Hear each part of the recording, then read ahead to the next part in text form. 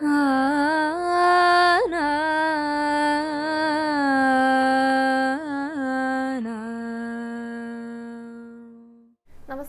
Guruvayur devotees ഓൺലൈനിലേക്ക് ഏവർക്കും സ്വാഗതം. സർവം കൃഷ്ണമയം. കൃഷ്ണായ വാസുദേവായ ദേവകീ നന്ദനായ ച നന്ദഗോപകുമാരായ ഗോവിന്ദായ നമോ നമഃ. നാളെ വളരെ വിശേഷപ്പെട്ട ഒരു ദിവസമാണ് കേട്ടോ. ഏപ്രിൽ 13 ഏകാദശിയാണ്. വരൂധിനി ഏകാദശി എന്നാണ് പറയുന്നത് ചെയ്യുക.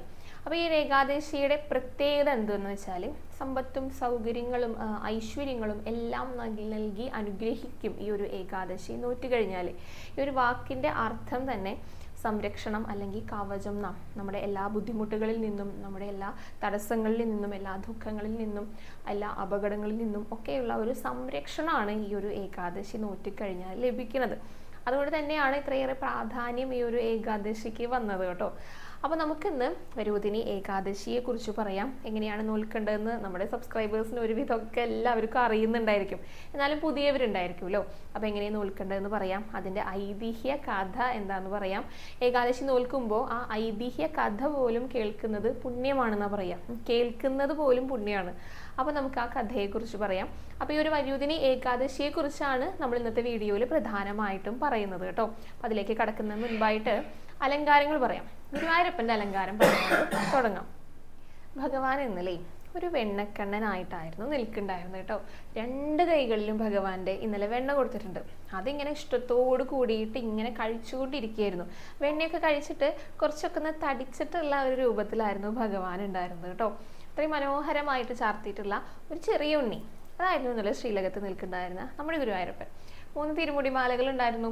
ഒരെണ്ണം ചുവപ്പും വെള്ളയായിരുന്നു, നന്ദ്യാർവട്ടും തെച്ചിയും കൂടെ കോർത്തിട്ടുള്ളതായിരുന്നു. പിന്നെ ഒരെണ്ണം നിറയെ തെച്ചി കൊണ്ട് മാത്രം കോർത്തിട്ടുള്ളത്. പിന്നെ ഒരെണ്ണത്തിൽ 3 നിറമുണ്ട് കേട്ടോ. തെച്ചിയുണ്ട്, തുളസിയുണ്ട്, നന്ദ്യാർവട്ടും ഉണ്ട്. അതങ്ങനെ മാറി മാറി മാറി മാറി കോർത്തിട്ട് നല്ല ഭംഗിയുണ്ടായിരുന്നു ആ ഒരു തിരുമുടിയും കാണാനായിട്ട്. പിന്നെ 2 ഉണ്ടമാല ഉണ്ട്.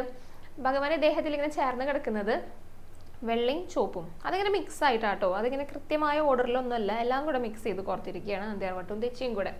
പിന്നെ ഒരു ഉണ്ടമാല, നല്ല തടിച്ചുരുണ്ട ഉണ്ടമാലയാണ്, താമരയുടെ ഇതൾ കൊണ്ടാണ് കോർത്തിരിക്കുന്നത്.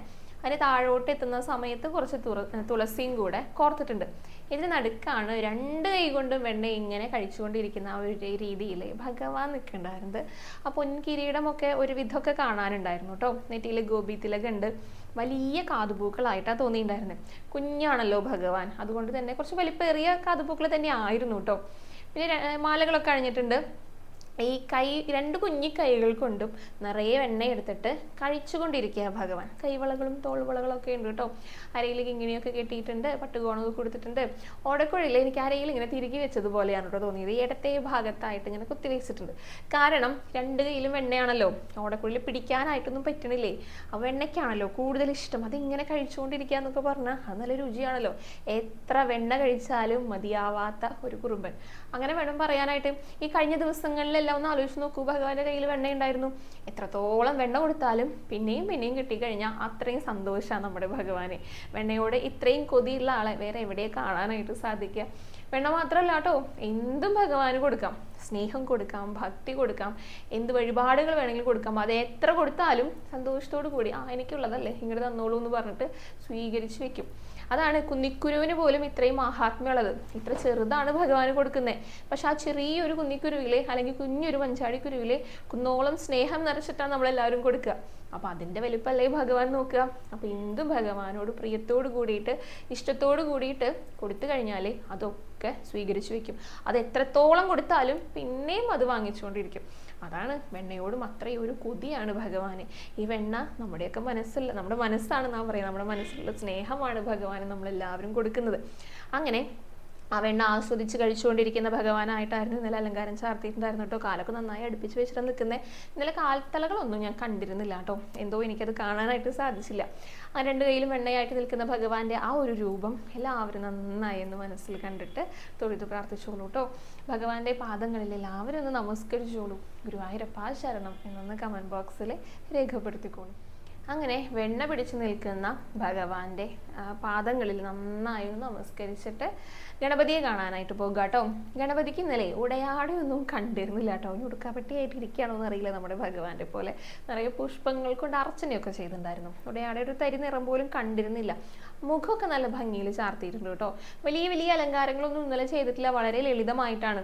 തുമ്പിയിൽ ഏകദേശം കുറച്ച് മുകളിൽ ആ നെറ്റിത്തടത്തിന്റെ ഭാഗത്തായിട്ട് 3 പൊട്ടുകൾ പോലെ വെച്ചിട്ടുണ്ട്. അതിൽ ഒരെണ്ണം ഏറ്റവും ചുവടെയുള്ളത് ഒരു ചുവന്ന മഴത്തുള്ളി ഇങ്ങനെ തൂങ്ങിക്കിടക്കുന്ന പോലത്തെയാണ്. നടുക്കൊരു സ്വർണ്ണപ്പൂവാണ്. പിന്നെ പച്ച കല്ലുകളൊക്കെ പതിപ്പിച്ച് കമ്മലുകളൊക്കെ ഉണ്ടല്ലോ, അങ്ങനത്തെ ഒരെണ്ണം നെറ്റിയിൽ വെച്ചിട്ടുണ്ട് കേട്ടോ. അപ്പോൾ ഈ 3ആണ് വലിയൊരു അലങ്കാരം എന്ന് പറയാനായിട്ടുള്ളത്. പിന്നെ കാതുകളിൽ കാതുപൂക്കളുണ്ട്. കിരീടം ഒന്നും ഇന്നലെ കാണാനില്ല. ചന്ദനം കൊണ്ട് തന്നെ 2-3 കുത്തുകൾ അങ്ങനെ വെച്ചിട്ടുണ്ട്. അത്രയേ ഉള്ളൂ. അതാ പറഞ്ഞ വളരെ ലളിതമായിട്ടാണ് ഇന്നലെ ഗണപതി ഇരിക്കുന്നുണ്ടായിരുന്നത്. അപ്പോൾ ആ ഗണപതിയുടെ രൂപമൊക്കെ എല്ലാവരും മനസ്സിൽ നന്നായിട്ട് കണ്ടുകൊണ്ട് തൊഴുതു പ്രാർത്ഥിച്ചോളൂ കേട്ടോ. ഗണപതിക്ക് മുന്നിലും എല്ലാവരും ഒന്ന് ഏറ്റുമുട്ടുള്ളൂ. ഇനി ഭഗവതീനെ കാണാനായിട്ട് പോകാം കേട്ടോ. ഭഗവതിക്ക് ഒരു പ്രത്യേകത ഉണ്ടായിരുന്നു ഇന്നത്തെ അലങ്കാരത്തിന്. കുറച്ചൊരു വലിയ സ്വരൂപത്തിലാണ് കേട്ടോ ഇരിക്കുന്നുണ്ടായിരുന്നത്. ചുവന്ന പട്ടാണ്, നല്ല ഭംഗിയുള്ള ചുവന്ന, ചെറുതായിട്ട് അവിടെ ഇവിടെയൊക്കെ തിളക്കങ്ങളൊക്കെ ഉള്ളതാണ്. പിന്നെ ഉത്തരീയം ഉണ്ട് കേട്ടോ, അതും ചുവന്ന നിറത്തിലാണ്, ചുവന്ന പട്ടുകൊണ്ടുള്ള ഉത്തരീയമായിട്ട് ഒരു ഗംഭീര ഭാവത്തിലാണ് ഭഗവതി ഇരിക്കുന്നുണ്ടായിരുന്നത്. കഴുത്തിലെ ചന്ദനം കൊണ്ട് ഇങ്ങനെ ചെറുതായി ചാർത്തിയിട്ട് സ്വർണ്ണ പൊട്ടുകൾ 3 ഒട്ടിച്ച് വെച്ചിട്ടുണ്ട് കേട്ടോ. അതൊരു മാല പോലെ തോന്നിക്കുന്നുണ്ടായിരുന്നു. കാതുകളിൽ സ്വർണ്ണ പൊട്ടുകൾ വെച്ചിട്ടുണ്ട്. ചുണ്ടൊക്കെ നല്ല കരിഞ്ചുവപ്പ് നിറത്തിലാണ് കേട്ടോ. ചെറിയൊരു പുഞ്ചിരി അവിടെ എവിടെ ഉണ്ടോ എന്ന് നമുക്ക് തോന്നും. നെറ്റിയിൽ ഒരു സ്വർണ്ണ പൊട്ട് വെച്ചിട്ടുണ്ട്. മുഖചാർത്തൊക്കെ നല്ല ഭംഗിയുണ്ടായിരുന്നു കാണാനായിട്ട്. പിന്നത്തെ പ്രത്യേകത കിരീടത്തിലാണ് കേട്ടോ. അതൊരു പ്രത്യേകത തന്നെയാണ്. ഈ സർപ്പം ഇങ്ങനെ നിൽക്കുമല്ലോ, അതേപോലെ 3 ഭണങ്ങൾ ഇങ്ങനെ, അത് അങ്ങനെയാണെന്ന് എനിക്ക് തോന്നിയതാണ് കേട്ടോ. അതാണോ എന്ന് വ്യക്തമായിട്ട് അറിയില്ല. 3 ഭണങ്ങളുമായിട്ട് നിൽക്കുന്നത് പോലെ തോന്നി. ചന്ദനം കൊണ്ട് ആദ്യം ചാർത്തിയിട്ട് ചുവന്ന പൊട്ടുകൊണ്ടാണ് ആ നടുക്ക് ഇങ്ങനെയുള്ള ഒരു രൂപം വെച്ചിരിക്കുന്നത്. പിന്നെ പുറകില് പ്രഭാവലിയൊക്കെ പോലെ മാലയൊക്കെ വെച്ചിട്ട് അലങ്കരിച്ചിട്ടുണ്ട് കേട്ടോ. അപ്പൊ ആ കിരീടത്തിനായിരുന്നു ഇന്നലത്തെ പ്രത്യേകത ഉണ്ടായിരുന്നത്. അതിൽ കുറച്ച് ഭാഗം ചാർത്തിയിരിക്കുകയാണ്. കണ്ടപ്പോൾ ഇങ്ങനെയാണ് തോന്നിയത്. അനന്തൻ ഇങ്ങനെ നിൽക്കുമല്ലോ ഭഗവാന്റെ മുകളിലായിട്ട്, അതേപോലെയാണ് ആ പത്തി വിടർത്തി നിൽക്കുന്ന പോലെ ആയിട്ടാണ് തോന്നിയിട്ടുണ്ടായിരുന്നത് കേട്ടോ. അതാണ് ഒരു പ്രത്യേകതയുള്ള അലങ്കാരം എന്നൊക്കെ പറഞ്ഞത്. അപ്പം അങ്ങനെ ഇരിക്കുന്ന ഭഗവതിയായിരുന്നു ഇന്നലെ. ഒരു ഗംഭീര ഭാവം എന്ന് തന്നെ പറയാം. അപ്പം ആ ഭഗവതിയുടെ മുന്നിൽ എല്ലാവരും ഒന്ന് നമസ്കരിച്ചോളൂ കേട്ടോ. ഇനി അയ്യപ്പനെ കാണാൻ പോകാം. അയ്യപ്പൻ ഒരു മഞ്ഞുടയാടയാണ് ഉണ്ടായിരുന്നത്. പിന്നെ 2 മാലകൾ അണിഞ്ഞിട്ടുണ്ട്. കാതിൽ തിലകം പോലെയാണ് തോന്നിയത്. അങ്ങനത്തെ ഒരു തിളക്കാണ് ഉണ്ടായിരുന്നത്. നെറ്റിയിൽ പൊട്ടൊക്കെ വെച്ചിട്ട്. പിന്നെ അയ്യപ്പൻ്റെ കിരീടമായിരുന്നു. ലളിതമായിട്ടുള്ള ഒരു അലങ്കാരമായിരുന്നു. പക്ഷെ ആ 2 മാലകൾ, ആ കാതിലുള്ള തിലകങ്ങൾ, അതിനൊക്കെ ഒരു പ്രത്യേക ആ ഒരു തിളക്കം ഉണ്ടായിരുന്നു കേട്ടോ. പിന്നെ മഞ്ഞപ്പട്ടുവാണല്ലോ, അപ്പം അങ്ങനെ കുറച്ച് തിളക്കുണ്ടായിരുന്നു. എന്നാലും ലളിതമായിട്ടാണ് ഇന്നലത്തെ ഒരു അലങ്കാരമൊക്കെ ഉണ്ടായിരുന്നത്. അപ്പോൾ അയ്യപ്പൻ്റെ രൂപമൊക്കെ എല്ലാവരും നന്നായി മനസ്സിൽ കണ്ടുകൊണ്ട് തൊഴുതു പ്രാർത്ഥിച്ചോളൂ കേട്ടോ. എല്ലാവരും അയ്യപ്പന് മുന്നിലും ഒന്ന് നമസ്കരിച്ചോളൂ. അപ്പോൾ ഇനി നമുക്ക് വരൂധിനി ഏകാദശിയെ കുറിച്ച് പറയാം കേട്ടോ. അപ്പോൾ പേര് നേരത്തെ പറഞ്ഞിട്ടുണ്ടായിരുന്നു, സൂചിപ്പിക്കുന്നത് പോലെ തന്നെ സംരക്ഷണം, കവചം, എല്ലാ ബുദ്ധിമുട്ടുകളിൽ നിന്നും, എല്ലാ നെഗറ്റിവിറ്റീസിൽ നിന്നൊക്കെ സംരക്ഷണം നൽകുന്ന പറയാം. ഏകാദശി നോറ്റി കഴിഞ്ഞാൽ തന്നെ പുണ്യമാണ്. അതായത് നമ്മൾ ഭഗവത് പാദം പൂകിക്കഴിഞ്ഞാൽ ഇത് മോക്ഷം ലഭിക്കുന്നതാണ് പറയണത്. അപ്പം അതിന് വേണ്ടിയിട്ടും കൂടിയാണ് കേട്ടോ. ഒപ്പം തന്നെ ഐശ്വര്യവും ഒക്കെ നന്നായിട്ട് വർദ്ധിക്കും എന്നാ പറയുക ഒരു ഏകാദശി നോൽക്കുന്നവരുടെ, അവർക്കും അവരുടെ കുടുംബത്തിലുമൊക്കെ. അപ്പം ഐശ്വര്യം ഉണ്ടാകാനായിട്ട്, പാപങ്ങളെല്ലാം നീങ്ങാനായിട്ട്, പ്രത്യേകിച്ച് ഭഗവാന്റെ വരാഹരൂപം ഉണ്ടല്ലോ, അതായത് ആ തേട്ടയിൽ ഭൂമിയെ ഉയർത്തിപ്പിടിച്ച് നിൽക്കുന്ന ആ ഒരു രൂപം, ആ രൂപത്തെയാണ് ആരാധിക്കേണ്ടത് ഈ ഒരു ഏകാദശിയുടെ അന്നെന്ന് പറയാറുണ്ട്. അപ്പോൾ വരാഹ ക്ഷേത്രങ്ങളിലൊക്കെ പോകുന്നത് വളരെ നല്ലതാണ്. അപൂർവമായിട്ട് അങ്ങനെയുള്ള പ്രതിഷ്ഠകളുള്ള ക്ഷേത്രങ്ങളൊക്കെ ഉണ്ടായിരിക്കുള്ളൂ. പക്ഷെ അവിടെയൊക്കെ പോകുക. അപ്പോൾ ഭൂമി സംബന്ധമായിട്ടുള്ള കാര്യങ്ങൾക്കൊക്കെ ഇപ്പം എന്തെങ്കിലും മുടക്കങ്ങൾ അല്ലെങ്കിൽ എന്തെങ്കിലും ദോഷങ്ങൾ അങ്ങനെയൊക്കെ ഉണ്ടെങ്കിൽ ആ ക്ഷേത്രത്തിൽ പോകാം. പ്രത്യേകിച്ച് ഈ ഒരു ഏകാദശി നോറ്റ് കഴിഞ്ഞാൽ അങ്ങനെയുള്ള ബുദ്ധിമുട്ടുകളൊക്കെ മാറും എന്നാണ് പറയുക. വിശ്വാസത്തോട് കൂടിയിട്ട് എന്തും ചെയ്യാം. പിന്നെ ഐശ്വര്യം, സമ്പത്ത്, അങ്ങനെയുള്ള എല്ലാ നല്ല കാര്യങ്ങളും സംഭവിക്കുന്നതാണ് പറയാം കേട്ടോ. അപ്പം അതാണ് ഈ ഒരു വരൂധിനി ഏകാദശിയുടെ പ്രത്യേകതയായിട്ട് പറയണത്. ഇതിൻ്റെ മാഹാത്മ്യം പറഞ്ഞു കൊടുക്കുക ഭഗവാനാണ്, പാണ്ഡവർക്കാണ് പറഞ്ഞു കൊടുക്കുന്നത്. അതിൽ മാന്താതാവ് എന്ന് പറഞ്ഞിട്ടുള്ള ഒരു രാജാവ് ഉണ്ടായിരുന്നു. വളരെ നല്ല രാജാവായിരുന്നു കേട്ടോ. പ്രജകളുടെ എല്ലാ കാര്യങ്ങളിലും പ്രജകളുടെ ക്ഷേമത്തിലൊക്കെ തൽപരനായിരുന്ന, നല്ല ഒരു ഭരണം കാഴ്ചവെച്ചിരുന്ന ഒരു ഭരണാധികാരിയായിരുന്നു. നല്ല ഭക്തനും കൂടിയായിരുന്നു. നല്ലൊരു ഈശ്വര വിശ്വാസിയാണ്. എല്ലാ കാര്യങ്ങളും നന്നായി ചെയ്യാന്ന് പറയില്ലേ, ദുഷ്ടനായിട്ടേ അല്ല, വളരെ നല്ലൊരു വ്യക്തിയായിരുന്നു ഈ രാജാവ്. അപ്പൊ രാജാവ് ഒരിക്കൽ തപസ് ചെയ്യാനായിട്ട് കാട്ടിലേക്ക് പോയി. അവിടെ ഒരു മരത്തിന്റെ ചോട്ടിലിരുന്നിട്ട് തപസ് ചെയ്യാണ്, ഭഗവാനെ ധ്യാനിച്ചുകൊണ്ടിരിക്കുകയാണ്. അപ്പോൾ ഭഗവാനോട് ഭക്തിയുള്ളവർക്ക് ഭഗവാനെ ധ്യാനിക്കാനായിട്ട് നന്നായിട്ട് സാധിക്കുകയും ചെയ്യൂലോ. അങ്ങനെ ഇരിക്കുമ്പോൾ കാലിൽ എന്തോ പിടിച്ച് കടിച്ച് ഇങ്ങനെ വലിക്കണ പോലെ തോന്നി. അപ്പം ആദ്യം അദ്ദേഹം അത് കാര്യമാക്കിയില്ല, തപസ്സിന് ഭംഗം വരുത്തണ്ടല്ലോ എന്നാണ് വിചാരിച്ചത്. കണ്ണ് തുറന്നില്ല. കുറച്ച് കഴിഞ്ഞപ്പോൾ നന്നായി ഇങ്ങനെ കടിച്ചു വലിക്കണു. അപ്പോൾ കണ്ണ് തുറന്ന് നോക്കിയപ്പോൾ ഒരു കരടിയാണ് വന്നിരിക്കണേ. കരടി വന്നിട്ട് കാലിൽ കടിച്ചുകൊണ്ടിരിക്കുക. അപ്പം ഇദ്ദേഹം ആദ്യം കാര്യമാക്കിയില്ല, കരടി പോകുമെന്ന് വിചാരിച്ചു. പിന്നെയും അവിടെ തപസ് തുടർന്നുകൊണ്ടിരുന്നു. കുറേ കഴിഞ്ഞപ്പോൾ കരടി ഇങ്ങനെ കടിച്ചിട്ട് കാലിൻ്റെ ഒരു ഭാഗമൊക്കെ അത് മാറ്റിയിരിക്കണം, അവിടെ നിന്ന് പോയിരിക്കണം. അപ്പം അദ്ദേഹത്തിന് പിന്നെ വേദന സഹിക്കാൻ പറ്റണില്ല. അദ്ദേഹം ഭഗവാനെ ഒന്ന് മനസ്സിൽ ഇങ്ങോട്ട് വിളിച്ചു, നാരായണാന്നൊന്ന് വിളിച്ചു, ആ ഒരു മനസ്സിൽ സ്മരിക്കുകയേ ചെയ്തുള്ളൂ. അപ്പോഴേക്കും ഭഗവാൻ പ്രത്യക്ഷപ്പെട്ടു എന്നാണ് പറയണത്. കരടീനെയൊക്കെ അവിടെ നിന്ന് അവസാനിപ്പിച്ചു ഭഗവാൻ. എന്നിട്ട് ഇദ്ദേഹത്തിന് ആകെ സങ്കടമായി, വേദനയും വരുന്നുണ്ടേ. ഭഗവാൻ ആശ്വസിപ്പിച്ചു, സാരമില്ല, ഇതൊക്കെ ഭേദമാകുമെന്ന് പറഞ്ഞു. അദ്ദേഹത്തോട് മധുരയിലേക്ക് പോകാനായിട്ട് പറഞ്ഞു.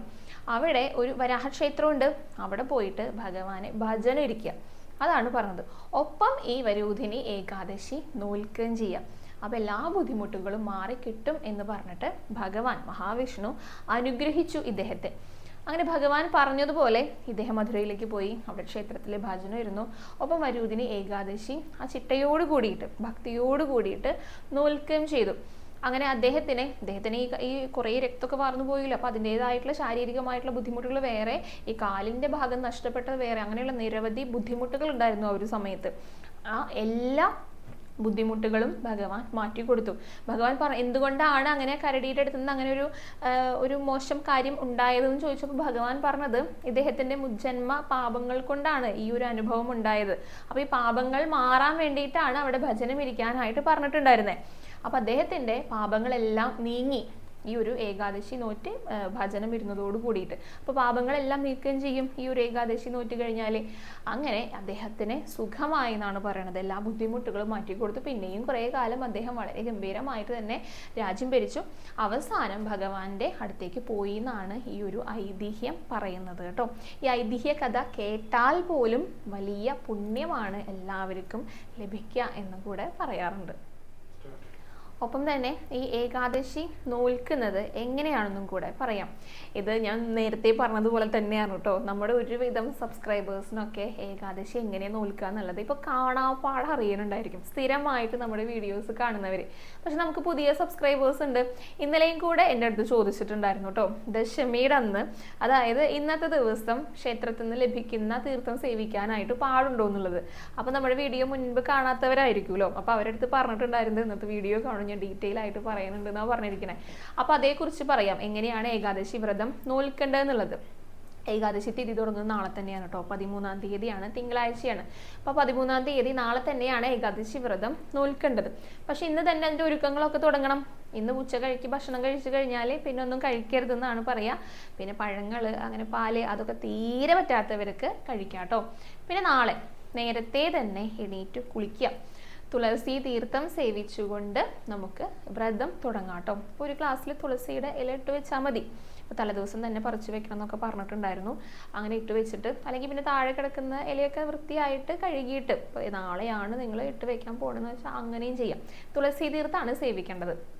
എന്നിട്ട് വ്രതം തുടങ്ങാം. പൂർണ്ണമായിട്ടുള്ള ഉപവാസം, ഭക്ഷണമൊന്നും കഴിക്കാതെ ഭഗവാനോട് കൂടെ ആയിരിക്കാം. അതാണ് ഏറ്റവും ഉത്തമം എന്ന് പറയാറുണ്ട്. അങ്ങനെ എടുക്കുന്ന ധാരാളം പേരുണ്ട്. ഇത് സാധിക്കാത്തവരുണ്ട്. ജോലിക്ക് പോകുന്നവരുണ്ടായിരിക്കാം, വീട്ടിൽ വേറെ കുറേ കാര്യങ്ങളുണ്ടായിരിക്കാം. അപ്പോൾ ഭക്ഷണവും കൂടെ കഴിക്കാതെ ഇരുന്ന് കഴിഞ്ഞാൽ നന്നായിട്ട് അവശരായി പോകും. പ്രത്യേകിച്ച് ഇപ്പോൾ ചൂടൊക്കെ ഉള്ള ഒരു സമയമാണ്. അപ്പം അതുകൊണ്ട് തീരെ പറ്റാത്തവരൊക്കെ ഉണ്ടായിരിക്കും. അപ്പോൾ ഓരോരുത്തരുടെ ആരോഗ്യസ്ഥിതി എങ്ങനെയാണോ അതിനനുസരിച്ച് വേണം എടുക്കാനായിട്ട് കേട്ടോ. പ്രത്യേകിച്ച് ഈ മരുന്നൊക്കെ കഴിക്കുന്നവരുണ്ടെങ്കിൽ ശ്രദ്ധിക്കണം, ആരോഗ്യം ആദ്യം ശ്രദ്ധിക്കണം. അങ്ങനത്തെ ഒരു കാലാവസ്ഥയാണ് നമുക്കിപ്പോൾ.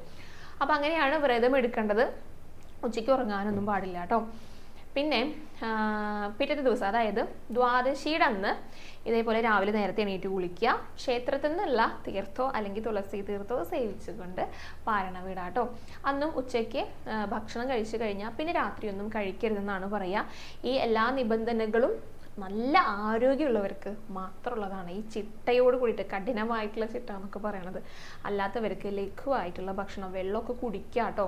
തീരെ പറ്റാത്തവർക്ക് ഞാൻ പറഞ്ഞു, ഇപ്പോൾ കാലാവസ്ഥ അങ്ങനെയാണ്. അപ്പം അതുകൊണ്ട് ആരോഗ്യസ്ഥിതിക്ക് ചേരുന്ന രീതിയിൽ വ്രതമൊക്കെ എടുക്കാം. അപ്പോൾ ഈ ഏകാദശിയുടെ പ്രധാനപ്പെട്ട ഒരു ഭാഗമാണ് ഹരിവാസര സമയം. ഭഗവാന്റെ സാന്നിധ്യം ഭൂമിയിൽ ഏറ്റവും കൂടുതലുണ്ട് എന്ന് പറയപ്പെടുന്ന ഒരു സമയമാണ്. അപ്പോൾ ആ സമയത്ത് നമ്മൾ കൂടുതൽ ഭഗവാനെ സ്മരിച്ചുകൊണ്ടിരിക്കുകയാണെങ്കിൽ അത് വളരെ നല്ലൊരു കാര്യമാണ്. അപ്പോൾ ഈ ഹരിവാസര സമയം വരുന്നത് 13-ാം തീയതിയാണ് കേട്ടോ. ഏപ്രിൽ 13-ാം തീയതി വൈകിട്ട് 7 മണി മുതൽ 7 PM മുതൽ പിറ്റേ ദിവസം 14-ാം തീയതി 6:55 AM വരെയാണ് ഈ ഒരു ഹരിവാസര സമയം വരുന്നത്. അപ്പോൾ നന്നായിട്ട് ഭഗവാനെ സ്മരിച്ചുകൊണ്ട് ഭഗവാനെ പ്രാർത്ഥിച്ചുകൊണ്ട് നന്നായിട്ട് നാമം ചൊല്ലിട്ടിരിക്കുക. ഈ ഒരു സമയത്ത് മാത്രമല്ല കേട്ടോ, എപ്പോഴും നാമം ചൊല്ലുന്നത് വളരെ നല്ലതാണ്. പ്രത്യേകിച്ച് ഏകാദശി ദിവസങ്ങളൊക്കെ നാമം ചൊല്ലുക, ഭാഗവതമൊക്കെ വായിക്കുക, നാരായണിയൊക്കെ വായിക്കുക, അതൊക്കെ കേൾക്കുക. അപ്പോൾ നമ്മൾ നാരായണീയം എഴുതുന്നുണ്ട്. അപ്പം അങ്ങനെയുള്ള ഭഗവത് കാര്യങ്ങളിലൊക്കെ ഏർപ്പെടുന്നത് വളരെ നല്ലതാണ്. ക്ഷേത്ര ദർശനമൊക്കെ നടത്തുക, ഭഗവാന് ഇഷ്ടപ്പെട്ട വഴിപാടുകൾ, പാൽപ്പായസമൊക്കെ കഴിപ്പിക്കുക. നമ്മുടെ വീട്ടിലും പാൽപ്പായസം അല്ലെങ്കിൽ എന്തെങ്കിലും നേദ്യമൊക്കെ തയ്യാറാക്കിയിട്ട് ഭഗവാനെ നേദിക്കുക. ഇതൊക്കെ വളരെ നല്ല ഒരു കാര്യമാണ് കേട്ടോ. ഇനി പാരണ സമയം പറയാം. പാരണ വരുന്നത് 14-ാം തീയതിയാണ്, ദ്വാദശിയുടെ അന്നാണ്. അത് രാവിലെ 6:55 മുതൽ 8:41 വരെയുള്ള സമയത്താണ്. അപ്പോൾ ഈ സമയം അങ്ങോട്ടും ഇങ്ങോട്ടൊക്കെ ചെറുതായി നീങ്ങിയത് കൊണ്ടൊന്നും കുഴപ്പമില്ല കേട്ടോ. നമ്മൾ ഏകാദശി വ്രതം നോൽക്കുക, ചിട്ടയോടുകൂടി നോൽക്കുക, ഭഗവാനെ സേവിക്കുക, പാരണ വീടുക, അതാണ് ഉദ്ദേശിക്കുന്നത്. അപ്പോൾ ഈ ഏകാദശിയുടെ അന്ന് ദാനം ചെയ്യുന്നതൊക്കെ വളരെ വിശേഷമാണെന്ന് പറയാറുണ്ട്. എല്ലായ്പ്പോഴും അങ്ങനെ പറയാറുണ്ട്. ദാനധർമ്മത്തിന് അത്രയേറെ പ്രാധാന്യം ഉള്ളത് കൊണ്ട് തന്നെ അങ്ങനെ പറയണേ. പ്രത്യേകിച്ച് ദാഹജലം, കുടിക്കാനുള്ള വെള്ളം ദാനം ചെയ്യുന്നത് വളരെ ഉത്തമമാണ്. അതിന് കാരണമുണ്ട് ഈ ഒരു സമയത്തുള്ള ഈ ഒരു ഏകാദശിക്ക് അത് പറയുന്നതിന്. കാരണം ചൂടാണ്. ചൂടിലെ ഏറ്റവും കൂടുതൽ എല്ലാവർക്കും ആവശ്യമായിട്ട് വരുന്നത് വെള്ളമാണ്. അപ്പോൾ അത് ദാഹിച്ച് വരഞ്ഞ് വരുന്നവർക്ക് വെള്ളമോ സംഭാരമോ അങ്ങനെയുള്ള പാനീയങ്ങളൊക്കെ ദാനം ചെയ്യുന്നത് വളരെ നല്ലതാണെന്ന് പറയാറുണ്ട് കേട്ടോ. അപ്പം പക്ഷി മൃഗാദികൾക്കും കുടിക്കാനായിട്ട് എവിടെയെങ്കിലുമൊക്കെ കൊണ്ടുപോയി വെക്കുക, വീടിൻ്റെ പരിസരത്തൊക്കെ. അവർ വന്ന് കുടിച്ചോളും. അവരും ദാഹിച്ചിട്ടാവുമല്ലോ നടക്കണമൊക്കെ ഉണ്ടായിരിക്കുക. അപ്പോൾ അതൊക്കെ വളരെ നല്ലതാണ്. പിന്നെ തണ്ണീർ പന്തലുകൾ, തണ്ണീർ തടങ്ങളൊക്കെ ഒരുക്കുക. ഇപ്പോൾ ഈ അവിടെ ഇവിടെയൊക്കെ ആയിട്ട് നമുക്ക് കാണാം, ഗ്രാമപ്രദേശങ്ങളിലൊക്കെ ആയിരിക്കും അങ്ങനെയൊക്കെ ഉണ്ടായിരിക്കാം. അല്ലാതെയും ഉണ്ട് കേട്ടോ. ഇപ്പോൾ ഓട്ടോക്കാർ, ടാക്സിക്കാർ അങ്ങനെയുള്ള സ്ഥലങ്ങളിലൊക്കെ അതല്ലാതെയും സംഘടിപ്പിക്കുന്നവരുണ്ട്. അതൊക്കെ വളരെ നല്ലൊരു കാര്യമാണ്. അതൊക്കെ പുണ്യമാണ്. നമുക്ക് തോന്നും നമുക്ക് ചെറിയൊരു കാര്യമല്ലേ എന്നൊക്കെ തോന്നും. പക്ഷെ ഭഗവാനെ സംബന്ധിച്ചിടത്തോളം ഭഗവാൻ അതൊക്കെ എഴുതി വെക്കും. അതൊക്കെ പുണ്യമായിട്ടുള്ള കാര്യങ്ങളാണ്, ദാഹജലം കൊടുക്കുക എന്നുള്ളത്. അപ്പം അങ്ങനെയൊക്കെ ചെയ്യാനായിട്ട് ശ്രമിക്കുക കേട്ടോ. അപ്പം അതാണ് ഏകാദശിനെ കുറിച്ച് പറയാനുള്ളത്. സാധിക്കുന്ന എല്ലാവരും ഏകാദശിയൊക്കെ നോൽക്കുക. പീരീഡ്സ് ആയിട്ടുള്ള സമയത്ത് പോലും വ്രതം നോൽക്കാം. ക്ഷേത്രത്തിൽ പോകാൻ പാടില്ല എന്നേ ഉള്ളൂ. നാരായണനാമം ചൊല്ലാലോ, വ്രതമൊക്കെ അനുഷ്ഠിക്കാലോ. അപ്പം അങ്ങനെയുള്ള ബുദ്ധിമുട്ടുകളൊന്നും ഇല്ല കേട്ടോ. അപ്പോൾ സാധിക്കുന്ന എല്ലാവരും ഈ ഒരു വരൂധിനി ഏകാദശി വ്രതം നോറ്റോളൂ. ഇനി കുറച്ച് ചോദ്യങ്ങൾ പറയാട്ടോ. ദത്തു എസ് എന്ന് പറഞ്ഞിട്ടുള്ള ഒരു ഭക്ത എനിക്ക് കൃത്യമായിട്ട് മനസ്സിലായില്ല, ചോദിച്ച ചോദ്യമാണ്. വിഷുവിൻ്റെ അന്ന് പ്രദോഷം വരുന്നുണ്ട്, അത് നോൽക്കാനായിട്ട് പാടുണ്ടോ എന്നാണ് ചോദിച്ചിരിക്കുന്നത്. പ്രദോഷമൊക്കെ നോൽക്കാട്ടോ, അതിലൊന്നും യാതൊരുവിധ ബുദ്ധിമുട്ടുമില്ല. പ്രദോഷം നോൽക്കുമ്പോൾ ഭക്ഷണം കഴിക്കാൻ പാടില്ല. വിഷുവിന് സദ്യയൊക്കെ ഒരുക്കിയിട്ടുണ്ടായിരിക്കുമല്ലോ.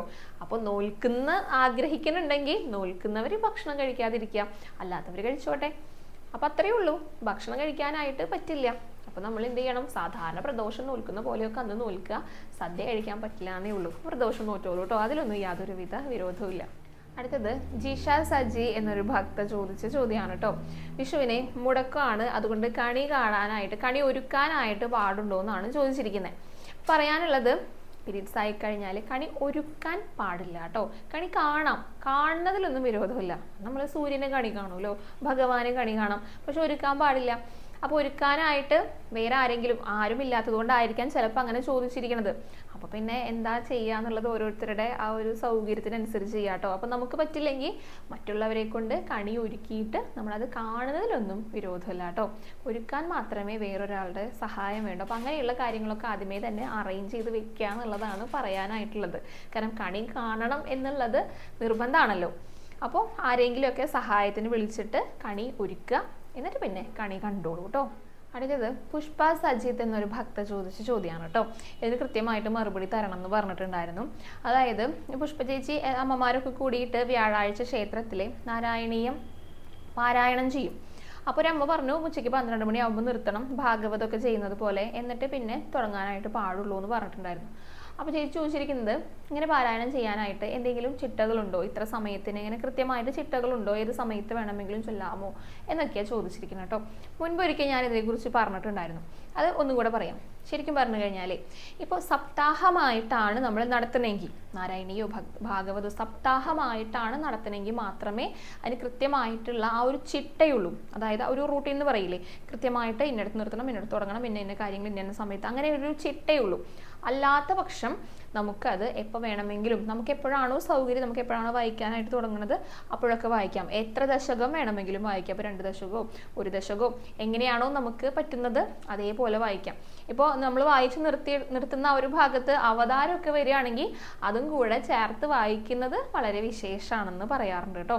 അപ്പോൾ സപ്താഹമായിട്ടാണ് നടത്തുമെങ്കിൽ അതിന് കൃത്യമായിട്ടുള്ള ആ ഒരു ചിട്ടകൾ പറയുന്നുള്ളൂ. അല്ലാത്ത പക്ഷം നമ്മൾക്ക് എങ്ങനെയാണോ ആഗ്രഹം, നമുക്ക് എങ്ങനെയാണോ സാധിക്കുന്നത് അതേപോലെ വായിക്കാം കേട്ടോ. മനസ്സിലായിട്ടുണ്ട് എന്ന് തന്നെ വിചാരിക്കുന്നു. അപ്പോൾ ഇന്നത്തെ വീഡിയോ എല്ലാവർക്കും ഇഷ്ടമായിട്ടുണ്ടെന്ന് തന്നെ കരുതുന്നു. വീഡിയോ ഇവിടെ അവസാനിക്കുകയാണ് കേട്ടോ. ഇനിയും തൊഴാൻ പോയ വിശേഷങ്ങളും പുതിയ അറിവുകളും ഒക്കെ ആയിട്ട് നാളത്തെ വീഡിയോയിൽ കാണാം. ഹരേ കൃഷ്ണ, ഹരേ ഗുരുവായൂരപ്പ.